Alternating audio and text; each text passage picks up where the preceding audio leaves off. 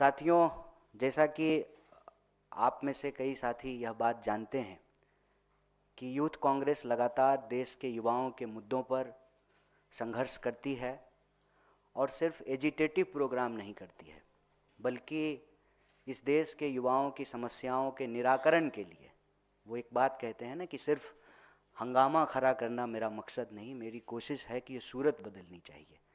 तो युवाओं की सूरत कैसे बदले, उनकी समस्याओं को कैसे एड्रेस किया जाए, उसके लिए कई तरह का रचनात्मक प्रोग्राम भी करती रहती है। इसी के तहत आप में से कई साथियों ने उसको कवर किया होगा। यंग इंडिया के बोल के तहत देश भर के जो है ऐसे नौजवान जो अपने माध्यम से चीज़ों को समझते हैं, उस पर अपना पक्ष रखते हैं, बोलते हैं, उनको अपने साथ जोड़ने के लिए और युवाओं की एक बुलंद आवाज़ उनको बनाने के लिए यूथ कांग्रेस प्रोग्राम करते रहती है। कोविड में भी यूथ कांग्रेस ने बहुत अच्छा काम किया था।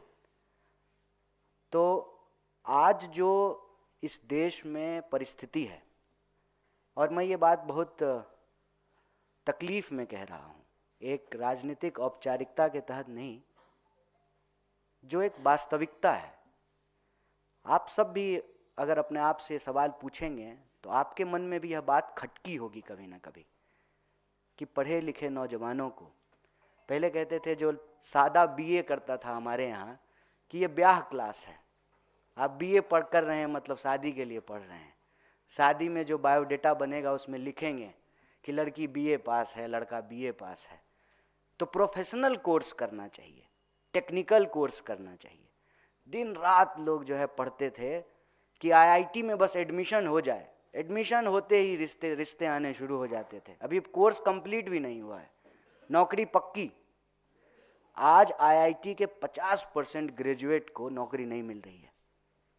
आईआईएम में आपने जो है बहुत सारे पत्रकार साथी हैं यहाँ पे, बस नौकरी हो जाए, अच्छे संस्थान में जो है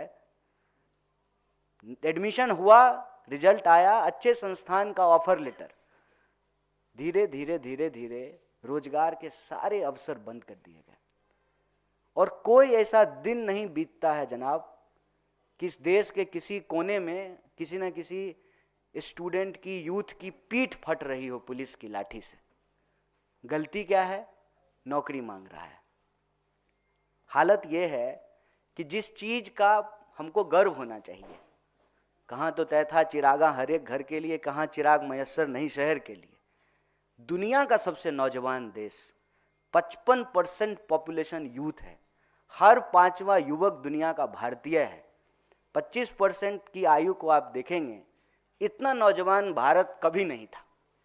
मानव सभ्यता के इतिहास में जितना नौजवान आज भारत है कभी नहीं था। इतनी नौजवान आबादी, पढ़े लिखे लोग, और वास्तविकता क्या है? 1 घंटे में 2 नौजवान आत्महत्या कर रहे हैं। सारे सुसाइड रेट को जो है यूथ सुसाइड ने सरपास कर दिया है। किसान को भी 1 घंटा घड़ी में होगा, 2 नौजवान इस देश का अपनी जान गंवा चुका होगा। ये कितनी दर्दनाक बात है कि आप सोचिए, जो पॉपुलेशन ग्रोथ है उसको सुसाइड रेट ओवरपास कर दिया है। और ऐसा क्यों हो रहा है? इसकी वजह क्या है? इसकी वजह यह है कि एक तरफ पढ़े लिखे नौजवान को 5000 की नौकरी नहीं है, और एक नौजवान, उसकी शादी में 5000 करोड़ खर्च किया गया। एक ही देश है, एक तरफ 5000 की नौकरी नहीं है, दूसरी तरफ शादी में 5000 करोड़ खर्च किया गया। लोगों को खाने को नहीं मिल रहा है, तभी तो सरकार जो है 5 किलो अनाज दे रही है ना। हाथी खिचड़ी खा रहा है, हाथी तो छोड़िए पत्रकार भी खा ले रहा है। ये हम सब देख रहे हैं अपनी आंखों से। इसीलिए साजिश के तहत इन नौजवानों को नशे में धकेला जा रहा है। हजारों करोड़ के ड्रग्स तो पकड़े जाते हैं, जो नहीं पकड़े जाते हैं उसकी बात छोड़ दीजिए। नौजवान अगर होश में होगा, होश वालों को खबर क्या बेखुदी क्या चीज है, तो नौकरी मांगेगा ना। तो उसको नशे में धकेलो, साजिशन। और नशा करके नौकरी तो दे नहीं रहे हैं, आईपीएल शुरू हुआ, कहा कि गली गली जो है क्रिकेटर निकालेंगे, गली गली जुआरी बना दिया है, साल भर जुआ चलता है। अपने बच्चों का ड्रीम खराब नहीं हो जाए इसलिए हमको कह रहा है कि ड्रीम 11 पे टीम बनाओ। अरे हमारा ड्रीम था डॉक्टर बनने का, हमने डॉक्टरी पढ़ी। इंजीनियर बनने का ड्रीम है, प्लेयर बनने का ड्रीम है, डॉक्टर बनने का, एडमिनिस्ट्रेटर बनने का, पत्रकार बनने का, कवि बनने का, लेखक बनने का ड्रीम है। क्या देश बना करके दे रहे हैं। सीधा सीधा जो ये मॉडल है ये लूट का मॉडल है। ये बेरोजगारी कोई प्राकृतिक आपदा नहीं है कोविड की तरह, ये मानव के द्वारा क्रिएट किया गया, मानव के खिलाफ सबसे बड़ा अपराध है। जब आपने नोटबंदी की, हजारों चाउमीन के ठेले बंद हो गए, हजारों गोलगप्पे की दुकान बंद हो गए, हजारों जूस का ठेला बंद हो गया, हजारों छोटे छोटे रोजगार करने के जो संस्थान थे जहां लोगों को नौकरियां मिल रही थी उसको बंद कर दिया। एक तरफ कोविड की मार, दूसरी तरफ नोटबंदी की मार। और क्या टैक्स पॉलिसी है बताइए। मेरे पिताजी जो है ग्रेजुएट भी नहीं थे, फिर भी जो है घर भी बनाए, बेटी की शादी भी की, बच्चों को भी पढ़ाया। आज का नौजवान मानव के इतिहास में मतलब नौकरी लेने से पहले ऋणी है। एजुकेशन लोन, गलत तरीके का टैक्सेशन, नौकरी अगर मिल गई गलती से, एक तो जो है भर्तियां होगी नहीं टाइम पे, अगर हो जाएगी तो पेपर लीक हो जाएगा। पेपर लीक तो मतलब मैं इस पर पहले भी बोला हूं, पहले जब डाकघर होता था और चिट्ठी लिखी जाती थी तो लेटर लीक हो जाता था।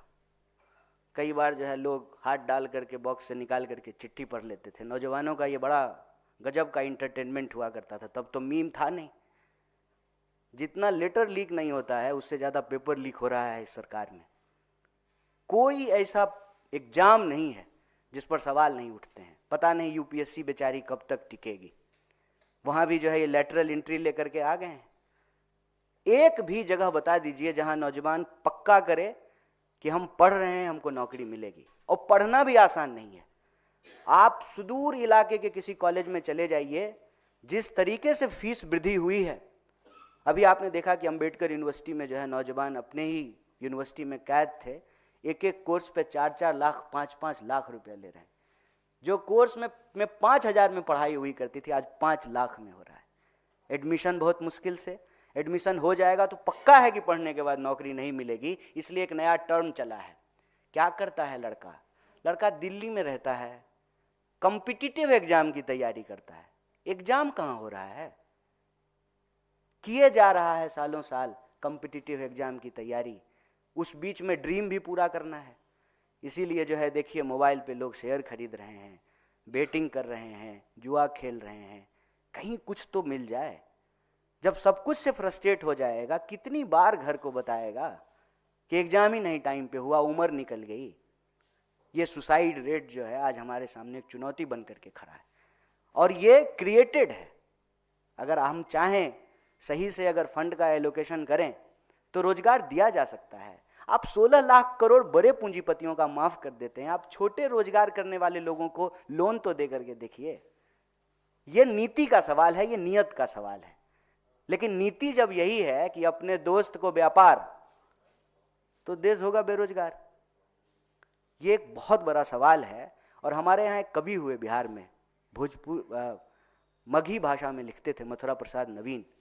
वो कहते थे कि भूख से तरप के मरवा काहे, मरने होते लड़के मरी जा। क्यों सुसाइड करके मरेंगे देश के लोग। यह देश जितना उस 5,000 करोड़ की शादी करने वाले का है उतना ही हमारा भी है। हमारे माँ बाप भी टैक्स भरते हैं, उसके माँ बाप को तो टैक्स की माफी मिलती है, हम तो हर चीज पे टैक्स भर रहे हैं। तो यह देश हमारा है। मैं इस देश के नौजवानों से अपील करता हूं कि आप जान मत गवाइए, अपनी जान भी बचाइए। और इस उम्र में बिना इश्क का कुछ होता नहीं है। जिधर जाते हैं सब उधर जाना अच्छा नहीं लगता। मुझे पामाल रस्तों का नजर पर चलना अच्छा नहीं लगता। तरफ के नहीं मरना है दोस्त। आप जो कर सकते हैं कीजिए। यूथ कांग्रेस खुले दिल से आपको आपकी योग्यता के हिसाब से अपने साथ जोड़ने के लिए प्रतिबद्ध है। आप बोल सकते हैं तो बोलिए, लिख सकते हैं तो लिखिए, प्रदर्शनों में शामिल हो सकते हैं तो शामिल होइए, और कुछ नहीं कर सकते हैं तो अपने आसपास के लोगों को समझाइए।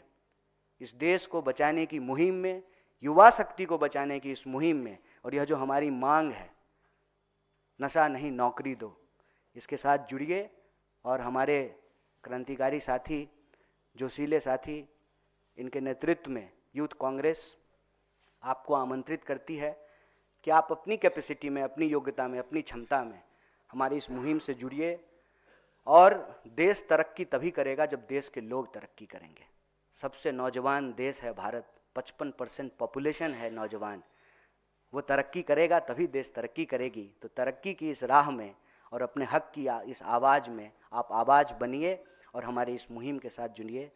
आप सब लोगों ने बड़े धैर्य से हमारी बात को सुना। आप सभी साथियों का बहुत बहुत शुक्रिया। और एक पत्रकार के बारे में जो हमने बात की है, मैं आपके बिरादरी के बारे में नहीं बोल रहा हूँ, यह मेरी व्यथा है। ये इस देश के एक आम नौजवान का दर्द है।